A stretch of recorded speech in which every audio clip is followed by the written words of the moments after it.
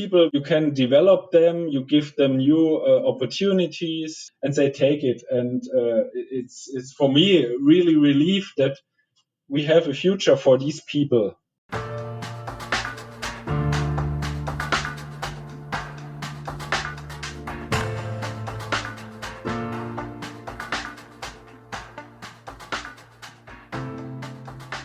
Welcome to a brand new episode of our podcast, Human and AI, Mind Machines and the Gradient Descent. Thanks for tuning in to our geeky podcast to discuss the fascinating field of AI and machine learning, corporate craziness, passion for technology, and the role of humans. We are Uli and Amari, your hosts for this episode, and today we're super grateful to have Tobias Bäumler, the Deputy Chairman of the Works Council and the member of the Supervisory Board of Siemens. He's passionate about technology, people, and how to actively shape structural change. We're super excited to capture a bit of his perspectives on the relevance and impact of AI in our organization. So I guess we should jump right into it. Tobias, it's great to have you with us on the show. How are you and where do we catch you today? So, first of all, thank you for the warm words to me. And of course, I'm glad to be with you. I'm very excited to have this chat with you about technology, about people, about my topics. And I hope I have really interesting things to share with the audience. So I like to join you here. So, welcome to the show. Let's start with something easy, Tobias. How about, what is for you structural transformation? And why does it matter actually to you? That's an easy one, isn't it? Yeah, that's really funny. I don't think that's an easy answer because actually we have so many layers of structural change. We have the change in society. We have more elderly people. We have the change in technology. The political environment is changing all the time. So we have actually a lot of challenges.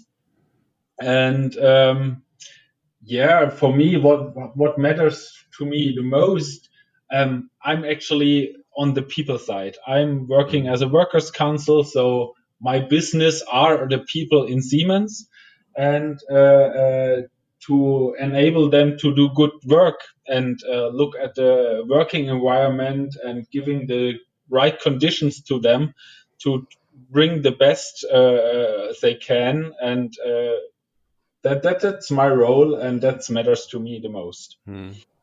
Yeah, you've been with Siemens quite some time, right? Actually, you kicked off actually traditionally, I guess, from day one, part of the Siemens family, starting as a training, right? As an IT system electronics technician, right? Then obviously, thematic journey, let's say PCS 7, right? In Norway, right? Even, at customer side, getting, how to interact and what's the relevance, what's the demands of customers and how to bring maybe value there. But then is it something different? What brought you finally then to work as council? That's a bit of a different twist, right? Actually, that was the question I got a lot from my colleagues out of the technician society, you can call it that way. Yes, I started an apprenticeship at Siemens, and that was my big first contact with technology and different parts of technology. I was an IT system electrician, and Siemens is a technology company, so we are playing in all fields of technology. And so my boss asked me, actually, at the moment, I don't need a system administrator for IT systems. Are you interested in automation?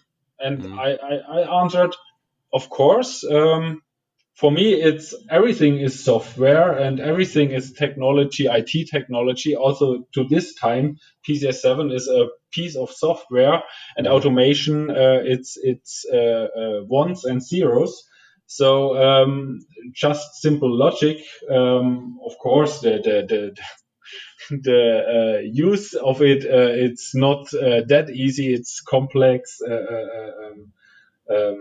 Things you have to take account, how a factory works, how processes works, and that you have to build with logic. And there I choose a different path, but still in technology. And by that, I chose to go to another country, Norway in this case, and I always wanted that. So I asked my boss, is it possible to go for Siemens in another country doing projects? And I think that was a very important decision to do that, because in Norway, I had the full diversity of diverse teams. We had so many people out of different countries working together, solving the challenges, and that was a great experience. And now, when I decided to go from the technical side to the, let's say, social side as a workers' council, actually, from the beginning, it was part of this journey in Siemens. When I did my apprenticeship, I had the first contact with the union. And for me, it was a kind of logical thing. So a lot of my working environment and rules, which are valid for me, actually are negotiated by the union. And the other rules are negotiated by the workers' council. And of course, I always like to be the social guy. If somebody needed help, I offered help. So when you count this together, then it was for me just a logical decision to learn about it and be part of this society, workers' council and union members. And also, I'm interested to develop these working conditions further. So that was my chance, and I took it, and I had it parallel all the time. And at one point in time, you get asked, can you think about to do this as your main job? And then, of course, it was my decision to do that. But the other question I get is, and now your technical side is gone, you miss it. And then I can say no, because in Siemens, when you talk about working conditions, you always also have to talk about technology. And one topic today will be AI. And as a workers' council, I directly connected to new technology fields like AI. And I think in our talking, in our chat, we will come to this point. Yeah, absolutely. Here you go. That's for sure. What a beautiful journey. And yeah, it's very exciting what you've went through, and also the aspect that technology is actually everywhere when you work at Siemens. And Norway is just awesome, right? They are, super focused on, on sustainability. They are super nice and smart, super fast. I love also engaging with the colleagues in Norway. Norway is a wonderful country. Yeah. And actually, it's also very diverse. The funny thing is, in Norway, in this big country, there are only 5 million people living there. And the rest of the people in this country are actually people from outside Norway, people who work there. And so if you like to meet people from other countries, then Norway is the perfect place, I think. Okay, let's record the next episode there, Uli. There you go. See that? All right. So, Tobias, you just shared the motivation, how you got to the Workers' Council. But now we would be curious to learn more about what that actually means. So, what are you primarily taking care of in this role? And you really must love the challenge, since you're also a member of the Supervisory Board of Siemens. Does this dual role brings a lot of tension, or is even the opposite the case and many synergies arise? In our preparation, you already told me that we have also audience outside of Germany. So I think, first of all, I have to explain a little bit about the co-determination in Germany. So actually, we have laws that allows me to work as a workers' council. I'm elected at Siemens from the employees of Siemens, and I'm responsible to take care of them and their needs. And also, a German law is, if a company is placed in Germany, like Siemens is, we have this supervisory board where also people, workers, actually me, I'm a worker from Siemens, I'm elected in this supervisory board by the people. There are election process that goes too deep to explain now, but actually I have the same role in the supervisory board. My role in the supervisory board is, of course, to take care of Siemens, but with the point of view from an employee. So I'm very interested in a lasting Siemens, in to develop Siemens that it is last for the next generations and give a lot of more people good jobs and good opportunities to bring in their skills. So there is no tension in it. There is more like different flight levels, if you like to say it that way. So there is the level where I discuss really working conditions like a contract or payment or something like that. And there is the strategy, which is more discussed in this kind of supervisory board work. Nice. That sounds exciting. And we also came across that in current times, there's a lot of buzz about new work, about next work. But we also found the term next Siemens, which the Workers' Council is also driving. Can you maybe share a bit about that? What is it about? What is the main purpose behind it? Sure, I like to. Next Siemens is our, let's say, strategy of the Works Council. Our vision from Siemens of the next generation for the next generations. And actually, it's always like we have, since 1 year, we have a new CEO, Roland Busch, and a new management team around him. And of course, they also have a strategy and they have targets and they have a headline, and that is Siemens Next Chapter. And our targets, our wishes for the employees and how a Siemens should look like from the perspective of an employee, that is summarized under the headline Next Siemens. So that is our headline to discuss actually with the managing board. What are their targets, what our targets, and how we can bring them together to come to the best decisions for Siemens. So that's one part of it. And the other part is next work, new work. Actually, that's connected to the structural change we mentioned before. Since technology is developing nowadays so fast, we also have a big impact in the work we do, work fields we have at Siemens, skills we need in our daily work. So in the past, maybe it was good enough to just do your job until retirement, and then and young people come to Siemens and they do a new job, for example. Nowadays, we have to keep track with the development of technology, and it's not enough to have one education in your working life. And of course, then you have to think how to keep up, and that's what learning is about. Lifelong learning is about, and there we need to think about next work. What is next work? What are the new job fields developing with the technology? What is about new work? Can we do things smarter, better than before? Can we use tools instead of do it manually?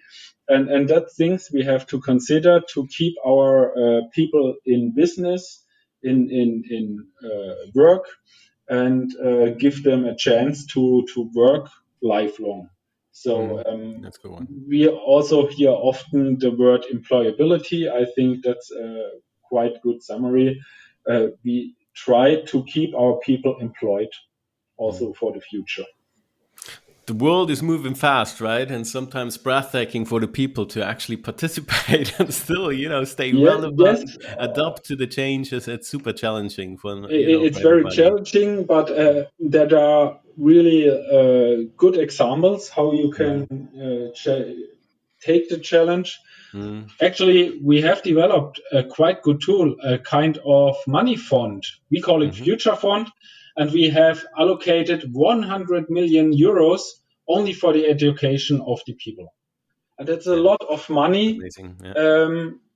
And actually, we have so good experience with it. So nice projects on all our sites where we now train people. And the really good thing is, at Siemens, we have also people, for example, in factory, they had no training before, no apprenticeship, for example. And now they get this training and get an apprenticeship and a title in Siemens during the work. And that's something great that people where you in the past you don't thought about it, you can develop them, you give them new opportunities, new chances to develop, and they take it. And it's for me really relief that we have a future for these people. And so that's my job, and that's also the fun of my job. We can really do good things. And in the past, maybe you just had said, no, we don't have use for them anymore. And with the Future Fund, we can solve these problems. Yeah, and I love the instrument that it's also driven by the people and driven by the colleagues. Everybody can propose it. So I think this and crowdsourcing accepted by the idea, people, right? and that's a good Exactly. thing. Yeah, nice.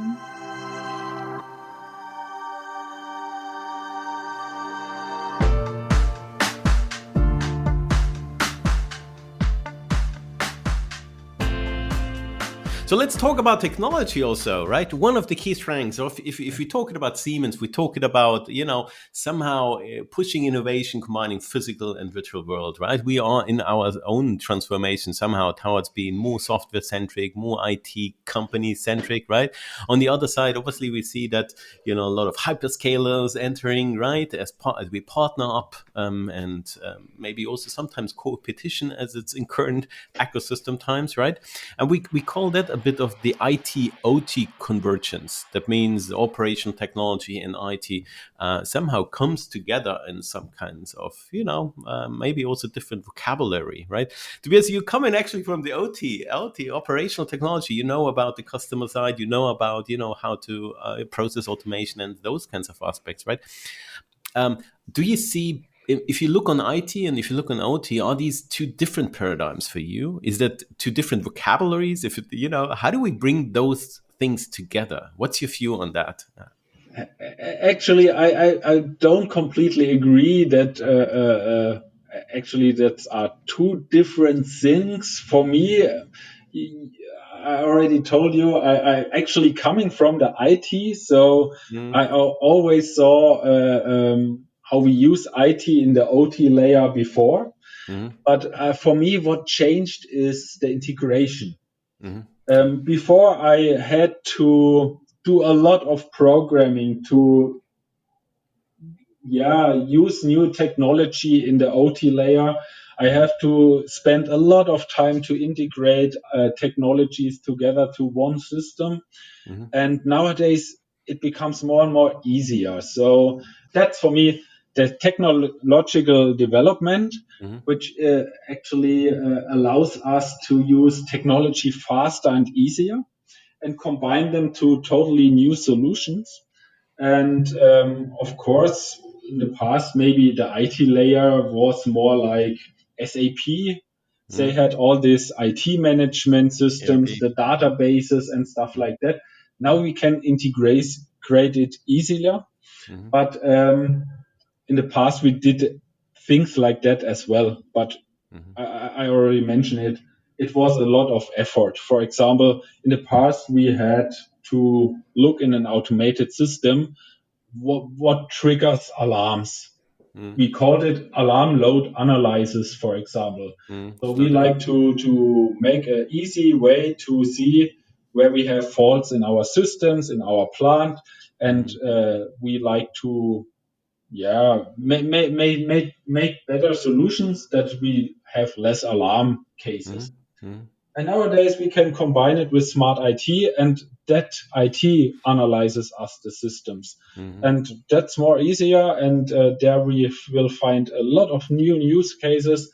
And that's actually for me then the new world.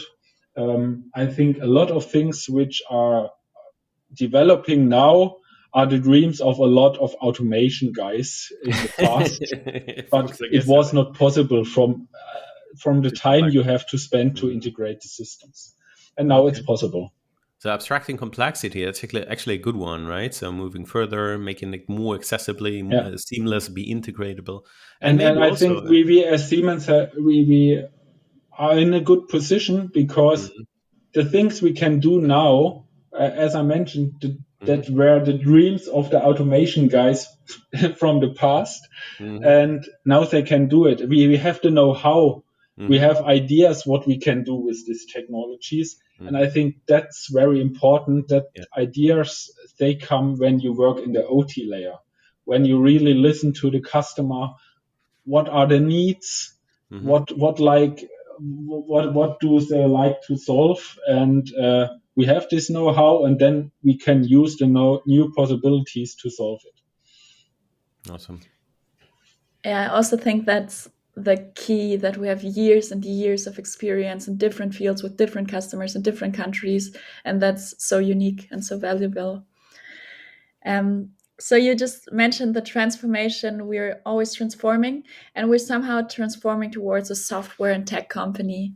And the key driver are obviously the people, so the talents. And how do you see the role of talents? And we talked about retaining the employees so that they are employable for a long time and they stay with us. But if we move to the beginning of the funnel, how do we stay attractive for the top talents so that they come and join the ride with us? Yeah, that's actually a very important question. I think Siemens actually is the place to be for people with skills in this environment, because we have the right technology and we have the right use cases. I like also when, for example, our CEO, Roland Busch, is talking about technology with purpose, because I think that's really important that you give technology a purpose. Technology without a purpose is just a nice toy, yeah. But if you give it purpose, you can do great things with this technology. And all this is in Siemens. So we have to make this visible, and I think we work on it quite hard at the moment, because like Google, everybody knows Google and what it does. Most likely not all what they do, but at least everybody know the search of Google, and the benefit is clear. But Siemens, it's more like everywhere, but you not always visible.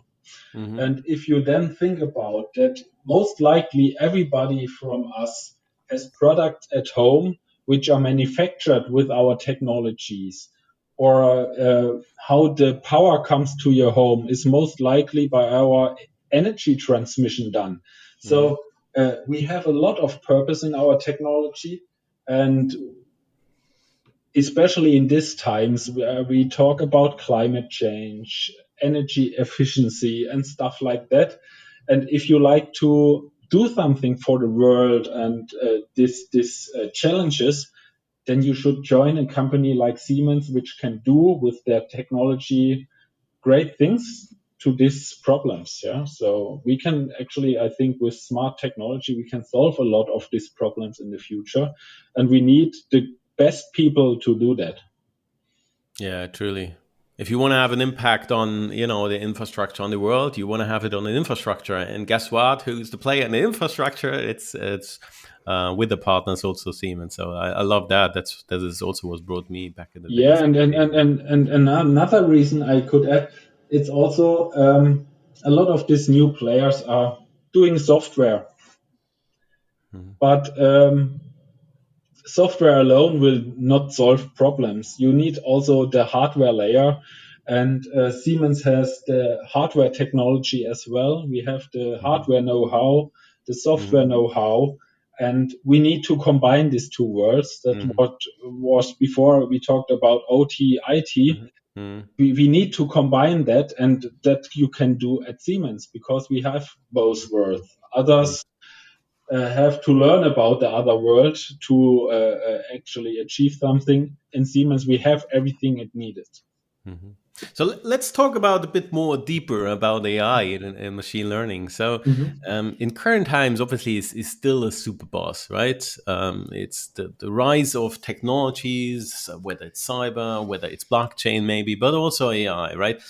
Creates a lot of opportunities, and it is the foundation for a lot of awesome innovations, but also competitions, I guess, around around the digital technologies. Even though if you then talk to the colleagues, it comes also a bit of uncertainty about the role, how dominant is AI, and we see the opportunities, but also sometimes it's a bit of mixture, it's a bit of blurry about the understanding what it can do and what it cannot do, right? How do you see the role of AI in our organization currently? Can you share a bit of the maybe use cases you like or the application scenarios you're fascinated about it? Yeah, I'm from Karlsruhe. It's a big production site of Siemens, and we have electrical products we manufacture there. And on this manufacturing side, we use actually AI for prediction. And what do we predict? We predict, for example, the business development. And that was for me something like, wow, we can look in the future by using AI, and we can predict how many parts we most likely need to an very exact point of time. And then we have them in the production in place when we need them for our products. And there is a lot of optimization possible, and the thing was also that AI can do it better as a human. And then, of course, as workers' council, I was like, oh, we don't need this human anymore. That I don't like. And then they told me, no, but that was a task the human don't like. He can focus now on the very important tasks. So he is really, he likes that he has more time for other tasks. He had no time before for that. And he get rid of something which can do technology better. So it's not this AI against humans. It was more like AI for human. And of course, you mentioned it already. There are the shadow sides of AI. So the people have fears about it. They don't understand it. They have the question, how does the AI come to a decision, for example? And I think that's important that we work on that. We need to educate our people in AI, what it is, what it does, how it works, how a decision is made. So for me, a big key to enable the full potential of an AI is first gain trust of the people, trust in AI, trustworthy AI. You hear often with that. And I think that that's the most important thing to educate the people, because I think if you fear something, you will never accept it. And first, we have to get rid of these fears. And if you understand something, you know how it works, you don't fear it anymore. And then you can really use it for a lot of cases, like I already told you. And if we then also give them the understanding that AI is not replacing them, it's helping them to do their jobs better, then we can move forward with them. Mm-hmm. Yeah, augmenting technology, right? We are moving more and more into not the metaverse, right? But in terms of augmenting, using technology for good and for relevancy, right? Yeah, and we have to. If we got stuck in technology as a kind of magic or stuff like that, I think that would be very wrong. So we need to make technology understandable. Yeah. I also love the notion about giving people time so they can be creative, they can do the tasks that really identify them as humans. So being creative, working on concepts, and really making time for that, and not having to deal too much with the boring, repetitive tasks. That's exactly the point. Yes.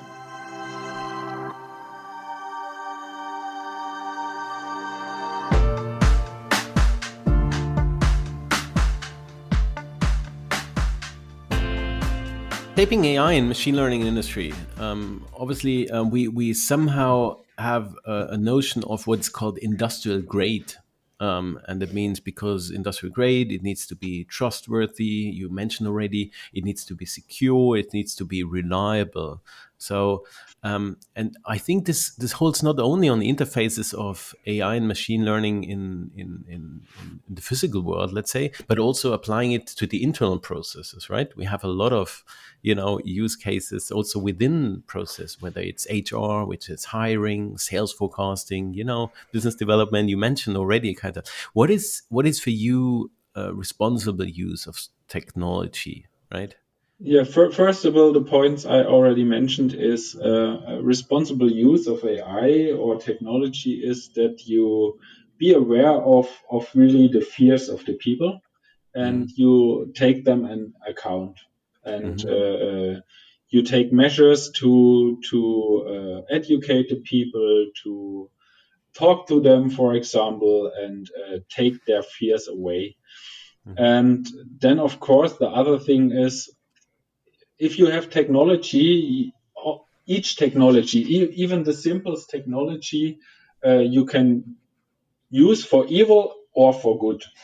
So a simple example, I think, is it's not really a technology, but more a tool. If you take a knife, with a knife you can cut food, and that's a good thing because we need it most likely every day.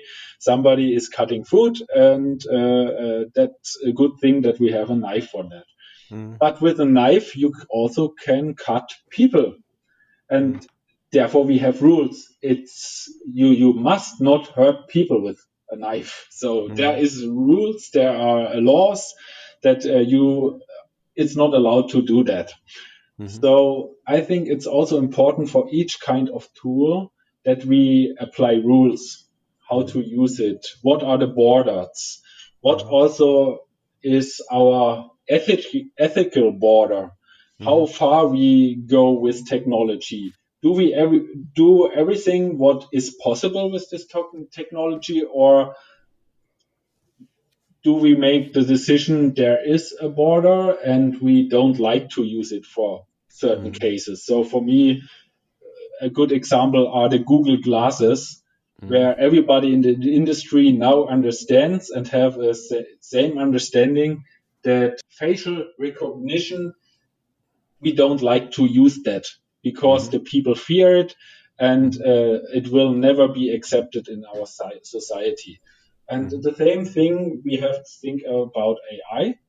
And I like, for example, that at Siemens we discuss these topics. We discuss it also with the technology departments, the workers' council, with the managing board. Well, what are our borders? How we like to use them? And actually, I like that at Siemens we have a kind of checklist now, where we also make the people who should do the decisions for these AI systems, for example. We make it easier for them to come to a good decision, to a decision where everything was taken in account. And that also strengthens the trust of the people. If they know there is such a process, okay, then I can use the AI which actually comes out of this process. So for me, it's important to use this technology that we first make transparency how it works, transparency about our thinking about technology, what are the borders, and then the people will trust it and can use it, and for the good things, not for the evil. Speaking of trust, we are also observing that people are getting increasingly more sensitive and aware about their data. And the EU's GDPR only underlines that and pushes for higher data privacy standards. And how do you see this challenge of data privacy? Is it rather a limiting factor that maybe blocks data-driven insights? Or should we leverage it to position ourselves as a trusted player? I think the second one, because I have an example which underlines how important it is that we keep control of this topic. Because I'm German, I'm coming from Germany, and Germany, everybody knows, has dark spots, very dark spots in its history. And if you think about these regimes from the past would have had the possibilities we have today. I don't like to think about actually because it makes me fear such a future. So we need to have rules that not allow a totally transparency of our people and to actually give the right rules that it will be never misused. So I think we need good rules to actually allow this technology to develop its full potential, because only on that way the people will accept it. So I think the development is good on this side. It's good that more and more people think about it. What does it means? What does it mean to give data to a company? What could they do with this data? And we have to actually show them we are good guys. We do good things with it, and we can show it to you. We make it transparent how our processes are, what rules we apply, and then we can do really good things with this technology. And if we don't have this trust, we can't. So it's more a chance to have these rules, actually. All right. Yeah, truly. So at the same time, World Economic Forum happens, and just actually this week, right? And there's an interesting study about, and we touched briefly before that they estimate that until 2025, 50% of workforce needs to be re-upskilled because of the speed of this and it's an enormous challenge, actually, not only for us, right? It's what is your response to that? From what kind of empowerment do we need to, what kind of growth mindsets, I guess, as we call it in Siemens, right, we need to make ready to have the future of work actually ready for employees? Yeah, that's actually the biggest challenge for each company at the moment, to get the workforce for these future tasks. And I already mentioned the Future Fund we have at Siemens. I think that's a very important tool to do this up and reskilling. But of course, the people like to be up and reskilled. That's a big challenge. And actually, also in my role, I think it's also my responsibility to tell that to our people and make them clear that that is a good thing, and they should actually go together with us on this journey. because it's not easy to actually change what you do. It's always a challenge to change something you really trained on.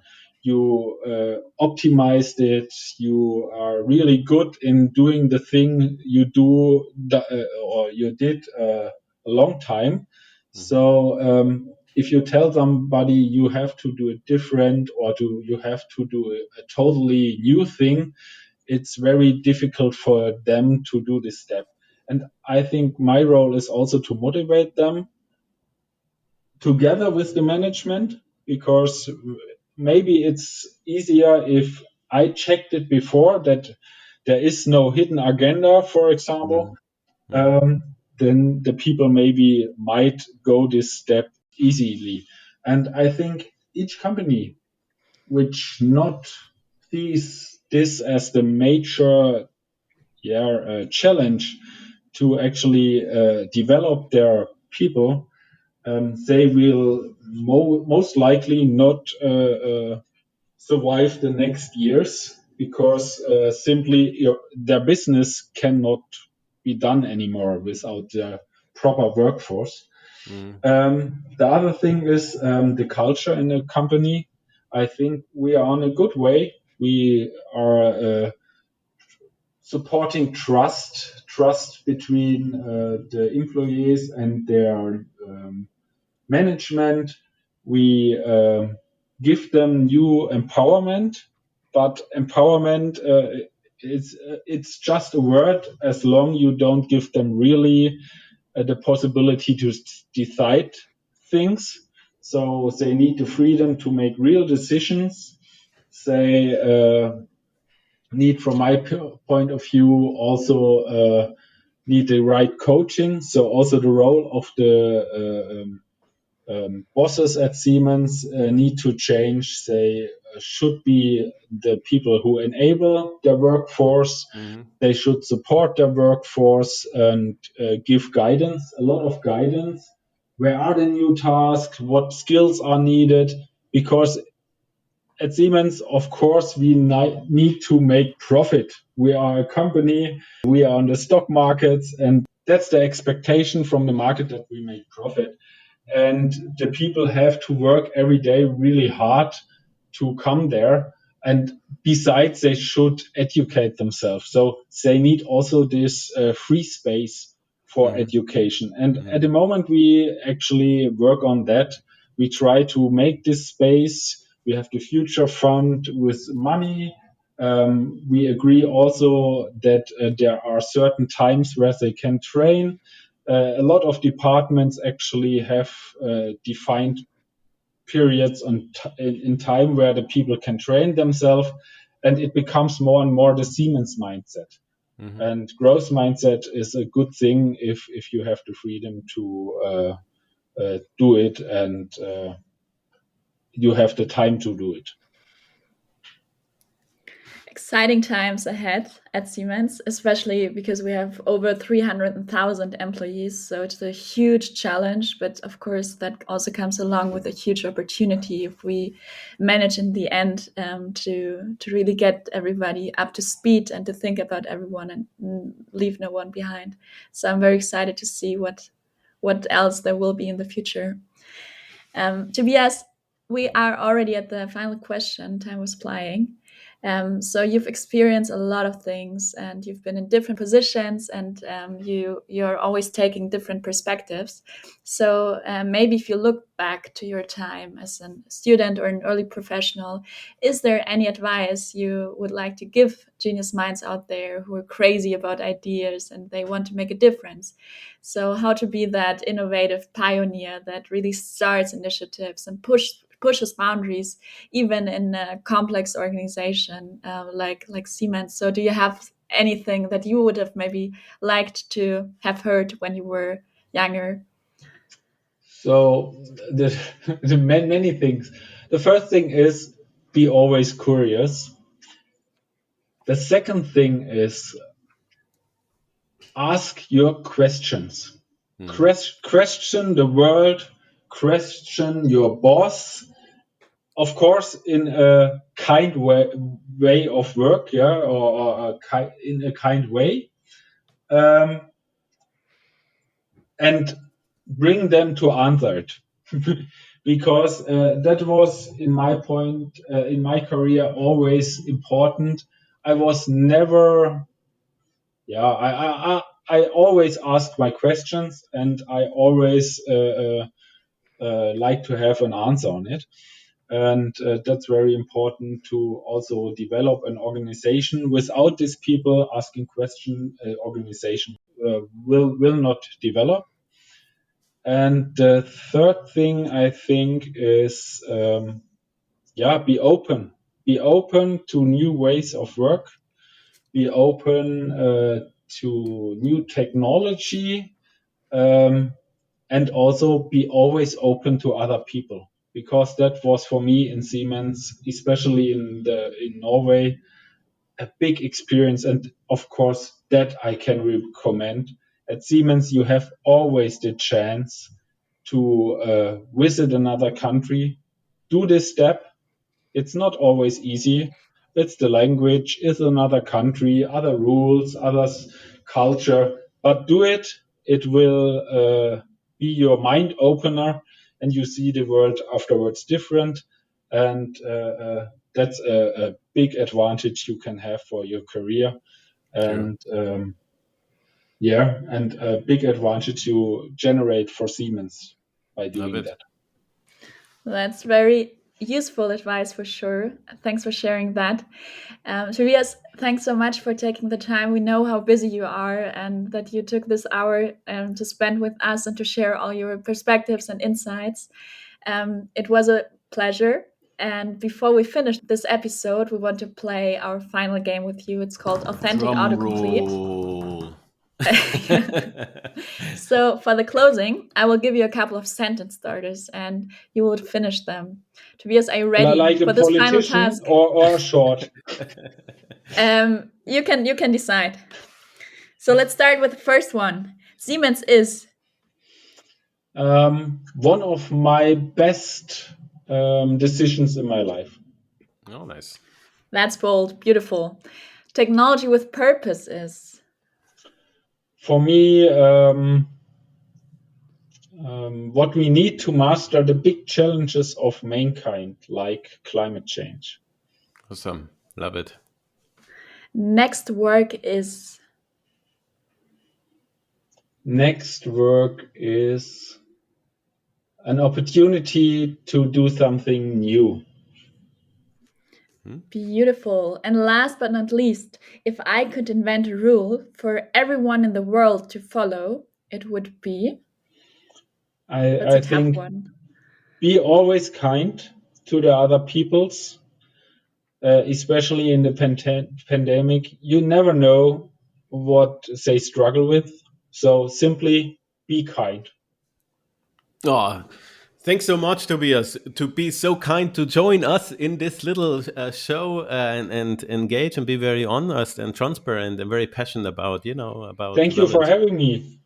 Yeah. And folks out there, stay tuned. There's a lot more to come. Stay bold, committed, and open-minded. And we hear us at the next Siemens AI Lab podcast. Cheers.